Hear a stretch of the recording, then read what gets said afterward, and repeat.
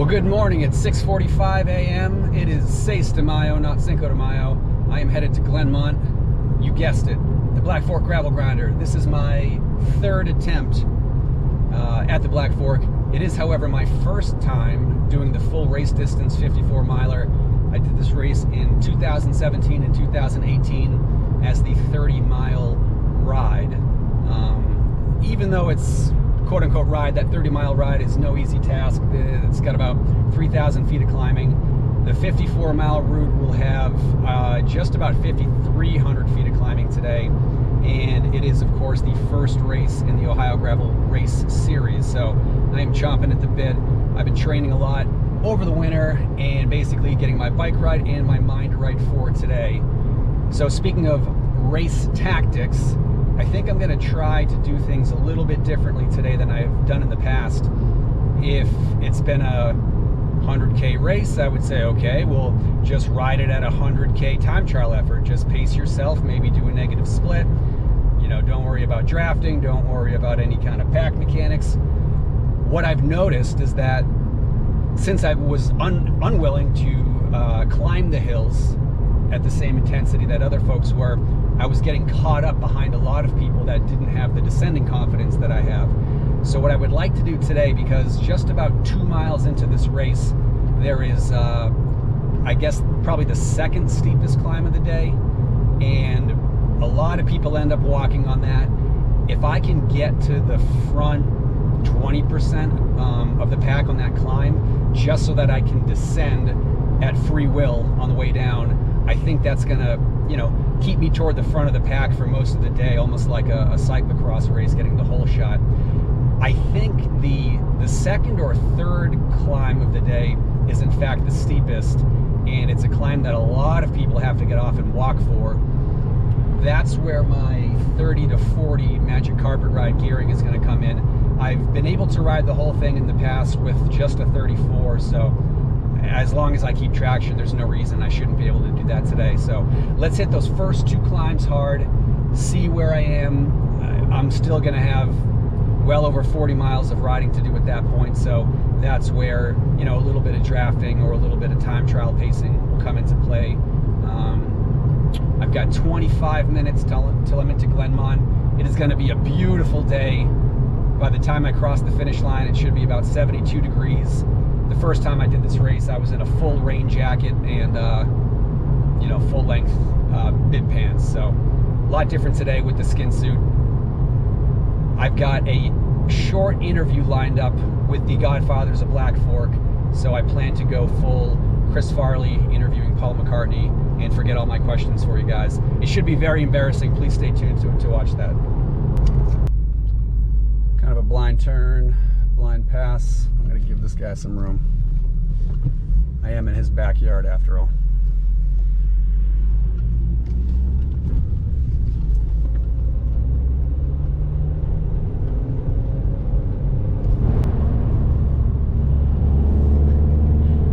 Not in Columbus anymore. Gotta love the terrain out here.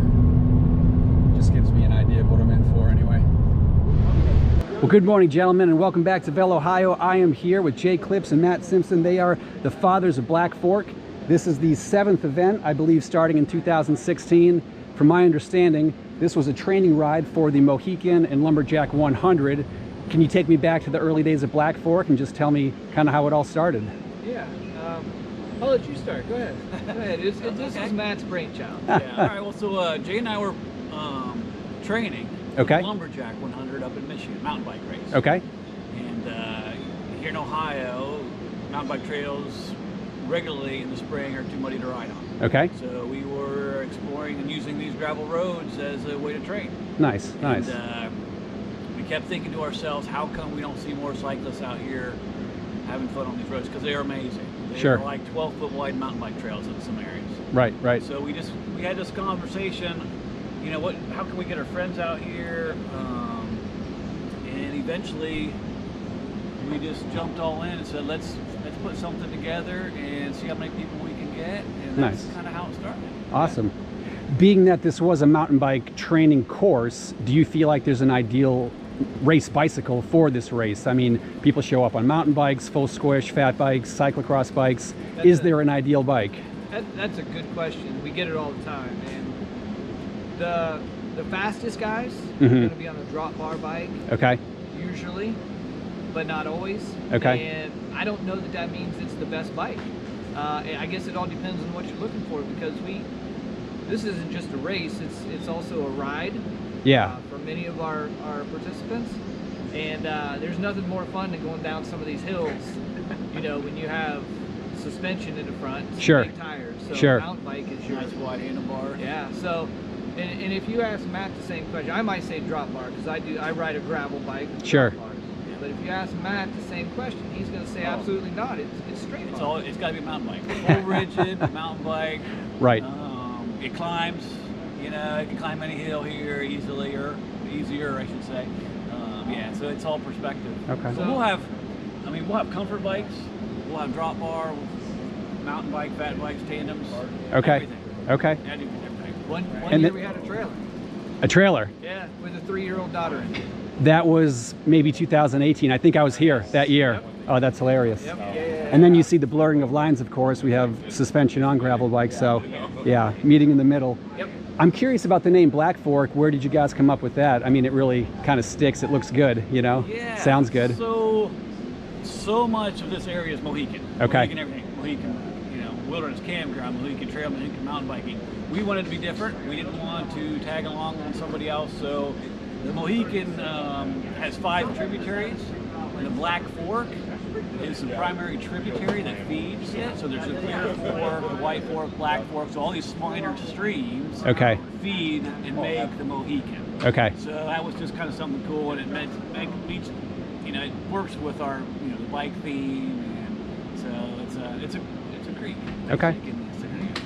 Now you guys have a lot of visibility with sponsors right now. Was it tough to get sponsors on board initially? Was it tough to sell them on the idea of a gravel race? I mean, gravel racing is very hot now, but you guys were at the forefront. So there was a couple sponsors that jumped right in. Kenda was one. Mm-hmm. They've been with us since day one, Mm-hmm. and they were all about the gravel, and we weren't really selling it as gravel. We were selling it as a mountain bike training program. Gotcha. Okay. But you know, the gravel thing was just kind of starting. In fact, when we started this, we didn't know there was a gravel thing going on. We just thought this was a great place to ride your bike. Right. We didn't have gravel bikes at the time. We didn't know anything about that stuff. But we had Kenda jump in. We had Hammer Nutrition jump in, and they've been with us since day one. And that was easy. Okay. The rest is a progression, basically. Gotcha. Going along, and each year we get more and we get better. We get bigger sponsors. Sure. Jumping on. Sure. We're at that turning point now where sponsors are actually reaching out to us. Okay. So Okay. we made that turning point this year. So then I'm curious, where do you see the future for Black Fork Gravel Grinder, you know, growing and expanding, or do you want to keep it more of this kind of grassroots feel? I mean, I think the answer is yes. okay. Right. Yeah, we definitely want to maintain that grassroots, local, small feel, but we want it to be big and professional. Sure. We want it, you know, we want it to be known in the Midwest as one of those events to go to. Sure. Certainly Ohioans, if you're going to do an event in Ohio, you got to do the Black Fork. Okay. That's what Okay. we want. I mean, this is the one everybody goes to. You got to do it regardless of what bike you ride. Okay. And that's been our business model all along. Really, it's grassroots, as big as we can get. Gotcha. Yeah. So you're probably roping in some bigger competition or rider names. How did you get Frankie Andreu involved in this? Cycling royalty. Right. So Frankie was an interesting call. He reached out to us COVID year, or actually maybe the year after COVID, after the primary COVID, I guess. He lives in Michigan. Okay. And he heard about the event, and he said, you know, I'm interested in coming down, and I didn't know who he was. I'm not a big professional cyclist follower. So I Googled him and texted Jay, and I'm like, holy shit, this guy's you know, Olympian, Right, and right. a Tour de France racer, and everything you've got, and one of the best announcers, honestly, in the entire business. Yeah, And he wants yeah. to come to our event. Yeah, That's we'll awesome. Take you. You'll actually do that, so very cool. Very professional vibes. Just 2 more questions. For anyone looking into doing their first kind of adventure race, gravel race, whatever you want to call it, mountain bike race, do you have any I guess, suggestions for somebody maybe hesitant to get into it? They're only used to riding on pavement or something like that. You know, how do you start small? How do you wean into something like this? There's a great resource, Ohio Gravel Grinders. If you're in that, you know, in this area, it's a great resource to get group rides where you can have a little bit of support. Okay. But what we do in particular is we cater to that person as well. We have 2 smaller routes that are rides only, and the 23-mile route Matt developed to cater to that exact group of people who can start it out. They're going to see what it's like. Yeah, but they're going to be able to do it as well. Okay. Get a real taste of it. Yeah. So, but yeah, it's finding a group.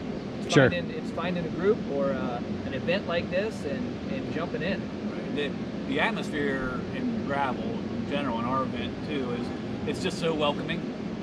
You don't have to have any particular type of bike. You don't have to look a certain way. You don't have to dress a certain way. You can come out here in flannel and jean shorts, and nobody's going to look at you differently. Sure. So it's a mullet, we say. Yeah. You know, party, business in the front, party in the back type atmosphere. So definitely try it. Very good. And then finally, what is the ideal post-race or post-ride food and beverage? Yeah. Well, the beverage is easy. Yeah. That's going to be beer. Very good. And our sponsors, North High Brewing, we love North High. They're very cycling centric. Okay. All of their workers, or a big majority of their workers, bike. Okay. The owner is a big supporter of cycling at all levels in Ohio. So that's a perfect sponsor for our beer. Okay. But it's got to be beer. As far as food goes, we have something we like as well. Yeah, we're big into barbecue. Yep. It's hard to beat. Yep. Right. So we've always used barbecue ever since first year. I think we had food. So we'll continue that. This year we have a food truck. Okay. We outgrew City Barbecue. We couldn't get enough City Barbecue and bring it out and handle that ourselves. So That's now awesome. We got a Big Pappy's barbecue. Yep. And they do big venues like High State, football games and things. So we're really excited to have them out and feature everybody. Excellent. Well, I'm excited. I'm sure you guys are excited, and you're going to be busy this morning, so I'll let you go. But thank you very much for your time. I can't wait to do the event. It's going to be a blast. Yeah, Awesome. Thank you.